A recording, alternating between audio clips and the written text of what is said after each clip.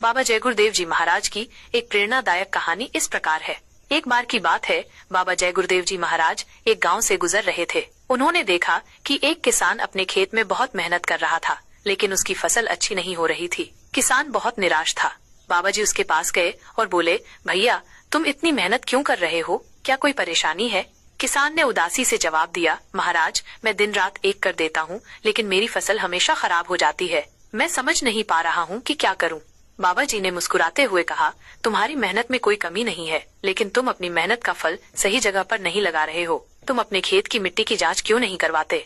किसान ने कभी इस बारे में सोचा ही नहीं था। बाबा जी की बात सुनकर उसे कुछ उम्मीद जगी। उसने बाबा जी के कहने पर अपनी खेत की मिट्टी की जांच करवाई। जांच में पता चला कि मिट्टी में कुछ पोषक तत्वों की कमी थी। किसान ने उन पोषक तत्वों को मिट्टी में मिलाया और अगली बार जब उसने बुआई की तो उसकी फसल बहुत अच्छी हुई। किसान बहुत खुश हुआ और बाबा जी के पास आकर उनका धन्यवाद किया।